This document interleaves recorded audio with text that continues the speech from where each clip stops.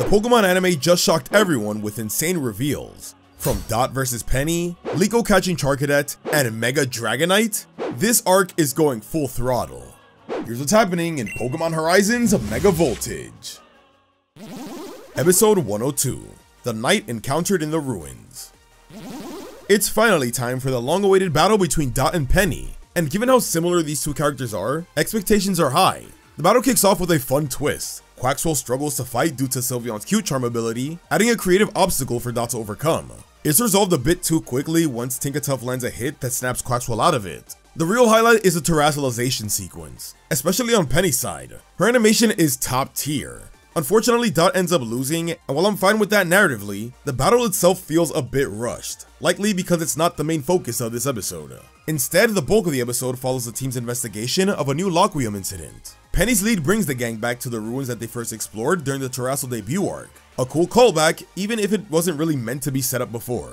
Along the way, several plot threads unfold. The return of Gimmighoul, which forces the group to collect coins, a battle against a Laquium-influenced Scovillain, and the return of the same Charcadet from the earlier episode. Charcadet's return is especially exciting as it finally joins Liko's team. Fans have been hoping for this for a while, and while the moment is definitely hype, it doesn't feel fully earned. Liko and Charcadet barely spend time together this episode. If anything, Charcadet spent more time with Pogogo instead, so his decision to join her lacks any emotional payoff. That said, Liko's heroism, especially when she protects the baby Pokemon that Charcadet befriended, helps justify the bond a little bit. And Charcadet's save during the battle is satisfying to watch, even if it does feel like it's about protecting its friends more than Liko specifically. Each element is interesting, but there simply isn't enough time to do them justice. It ends up feeling like 4 episodes crammed into one. Every individual plot point in this episode could have shined on its own, especially Liko catching Charcadet. Still, Liko catching it is a major win, and the setup for her inevitable clash with Amethio and his Ceruledge is exciting. There's also a bit of a tease with the Gimmighoul sneaking into the Brave Olivine, so that'll be interesting. With better pacing, this could have been a top tier episode, but as it stands, it's a bit messy. This episode's rating is a 4 out of 10. Episode 103, Burn, My Love for Nidothing. This episode picks up from the previous one's tease. Nidothing and Iono are doing a collab and fan meetup.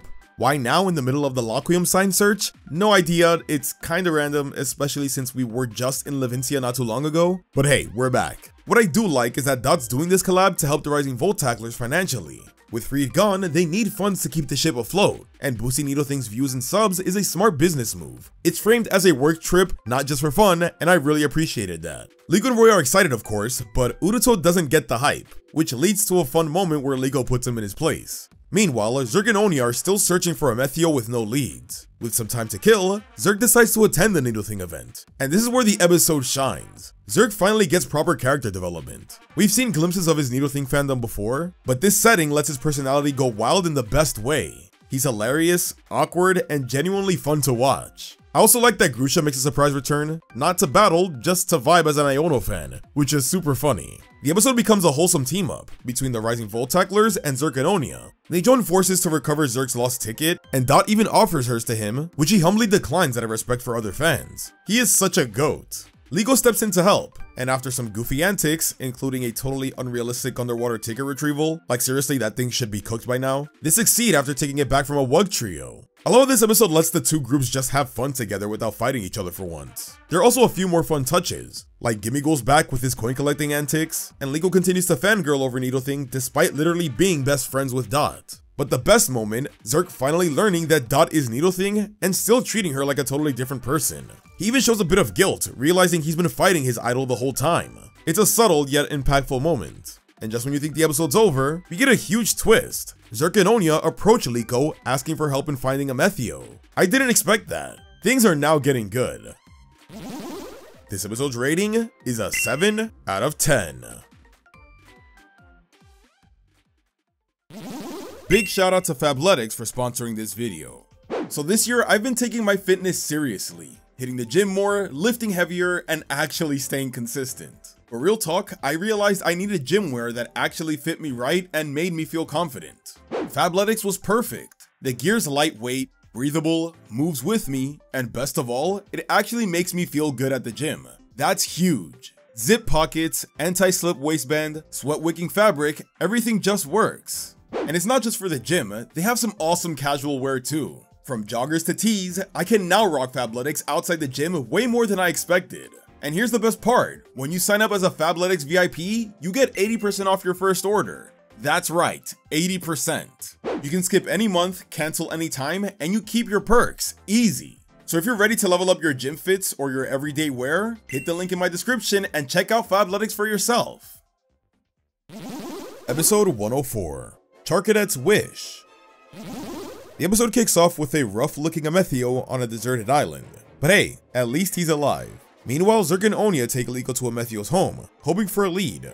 There, Liko learns more about his past, his family, his childhood, and even spots photos of him with his Cerulege when it was a Charcadet. Naturally, her own Charcadet reacts, which I thought was a great little seed planted for later. This whole scene is a great character moment for Liko. Seeing Amethio's childhood gives her a new level of empathy and understanding towards him. She picks up on a possible location from the beach in the photos, and thanks to Amethio's father, they narrow it down to a spot near Lavincia. Speaking of his dad, Cervantes is now working at a much smaller Exceed facility, definitely demoted. Seeing Spinel show up as his boss was chilling. And worst of all, Cervantes doesn't even know if his son is alive. His life kinda sucks right now. The real highlight here is Amethio. He's been missing since the Laquium incident, and now we learn why. Spinel sent the explorers after him, but he escaped. Sadly though, after losing his grandfather, he's become lost himself, directionless, unmotivated, and just surviving on the island. That changes when Zerk, Onya, and Liko arrive. He's genuinely surprised and moved to see them.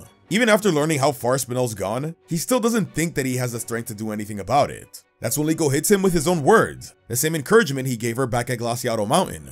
She tells him not to give up, and Charcadet backs her up, challenging Amethio's Cerulege. This episode quietly tells a story of reflection, of learning to fight again even when you think it's hopeless. Amethio believes Charcadet stands no chance against Cerulege, and he's right, the battle is completely one-sided. But that's not the point. The point is that Charcadet tries anyways. Every dodge, every ember, every stubborn step forward becomes symbolic of Amethio's own struggle.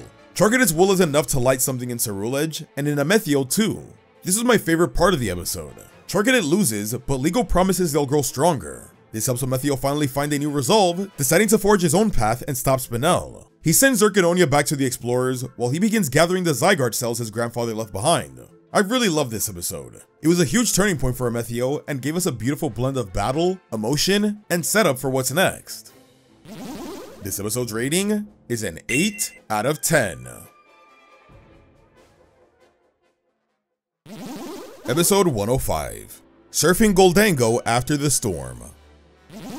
This episode is a tale of two halves. One half unexpectedly amazing, the other frustratingly undercooked. Let's start with the good. The first half has the GOAT Mighty G return to save Amethio from a dangerous storm. Their dynamic is full of charm and layered development. Mighty G's over-the-top bravado clashes with Amethio's sheltered, too cool for school demeanor, creating an unexpected but deeply entertaining mentor-student bond. We get to see just how little Amethio knows about basic life skills. He can't even cook rice or dry his clothes, hinting at his lonely and privileged upbringing. Mighty G stepped in to fill that parental void, even pushing his limited transformation time to support Amethio, which was genuinely touching. It's subtle character growth, and for a stoic like Amethio, that final moment of sharing a meal because he's used to eating alone says a lot. It's planting seeds. He's bonded with Liko and now Ludlow even without realizing it. So maybe this is set up for him joining the Rising Voltacklers in the future. If the episode had ended here, I would have called it a really good one. But then the second half hits. The Beach Day and Gimmighoul subplot felt tonally and structurally jarring. While there were a lot of funny moments like Gimmighoul possessing Dot, forcing her to hunt for coins and stop making content, the pacing suffers. Dot and Gimmighoul's relationship is meant to be this emotional core, culminating in her decision to catch it and help it evolve into Gholdengo, and she even compares Gimmighoul's idolization of Gholdengo to her own admiration of Iono at first. But here's the problem, we never actually saw that admiration. They were friends from the beginning of the series. It's a problem I've had since the start. If we had actually seen that beforehand, I think this would have hit a lot better, especially since the episode doesn't even spend that much time with Dot and Gimmighoul actually bonding. Everything is just kind of rushed. There's a decent moment where Dot saves Gimmighoul and chooses to support his dream, but again, it doesn't feel fully earned. Even with the funny gag of her still being possessed and collecting coins after catching it, the relationship feels surface level right now. So overall, this episode had two great stories, but both deserve the space to breathe. Amethio's emotional growth through Mighty G was a standout moment, but Dot and Gimmighoul's arc felt like an afterthought. This episode's rating is a 5 out of 10. Episode 106, Mega Awesome? The Off-Limits Dusk Ball. Finally, an Uruto-focused episode. I've been waiting for this one, and it definitely delivered in some fun and surprising ways. The episode kicks off with Uruto turning the observatory into a disaster zone, with random rocks scattered everywhere. Naturally, it doesn't sit well with Liko and especially Roy, who goes full older brother mode and threatens to kick him out if he doesn't clean his act up. So what does Uruto do? He leaves on his own. Classic. From here we're introduced to Ryu and his Graphii, two sketchy guys, literally, selling their bad paintings. But when Ryu hears about the Strong Sphere, he starts thinking about using it to boost his Graphii's art. What I really like here is that Ryu and Uruto kinda reflect each other. They're both weird little guys with chaotic Pokemon, and their personalities clash at first. But as their Pokemon bond, so do they. There's even this moment where Uruto sees Ryu's messy room, but respects it, realizing it's full of stuff that holds meaning, just like the rocks he left behind in the observatory. That was a subtle but really nice character beat. Roy eventually realizes that he may have been too harsh, especially when he notices that Uruto is missing and starts to connect the dots about these useless rocks. So we're finally getting some more growth in that dynamic. Up until now, Uruto's been mostly the comedic relief or just a nuisance, but this episode pushes him towards actual recognition as a team member. Side note, when Uruto is asked if he has any friends, notice how he doesn't think of Dot. I guess he doesn't see her as a friend yet. Rip, I guess. Then things escalate. Ryu straight up steals Uruto's Dusk Ball to trade for a Strong Sphere with the explorers, despite knowing how important it is to him. Actual scumbag behavior. Uruto mentions once again that he just wants to be worthy of whatever Pokemon is inside that one day. When the exchange starts, Uruto shows up and fights them off. And that determination is exactly what triggers the Dusk Ball to finally open, revealing a whole Dragonite was in there. It wrecks house, and then just dips into its Pokeball. I love how many questions this raises. Why is it so reserved? What's the backstory here? Already, it's way more interesting than the random Lucario Roy got, that we still know nothing about, by the way. Oh, I guess we're gonna learn that in October. Finally. All in all, this was a great step forward for Uruto's arc. With him chasing down the explorers now, I'm hyped to see how this momentum builds. This episode's rating is a 7 out of 10. Episode 107, The Two of Us as Friends. We open with a little behind the scenes intrigue. Diana and Hamber reunite and straight up say that it's gonna take the will of both Lucius and Gibbon to defeat Spinel. That means Liko and Amethio are gonna be huge players in whatever's coming, and I'm so hyped to see those seeds being planted. The real focus though is Uruto, who's still chasing down the explorers. He finds their base but gets captured almost immediately. Luckily his Sableye escapes and goes to get help. You can tell the theme this episode is hammering is Uruto's tendency to shoulder everything himself. Even when he's stuck, he refuses to acknowledge that he needs help, and instead thinks that he should be strong enough to do everything on his own. But then Roy shows up and saves him, and that changes everything. The battle that follows is actually really clever. Indy and Rubella swap their Darmanitan, and when they activate Zen mode, their colors match the red and blue color palette that the two are known for, which is a really nice touch. They even bring out a bunch of Rapska, using gravity to make things harder, pinning everyone down and limiting their mobility. But Roy and Uruto pull off some awesome strategy here, letting Cap charge up a Volt Tackle from above using gravity for extra momentum. It's smart, cinematic, and hype.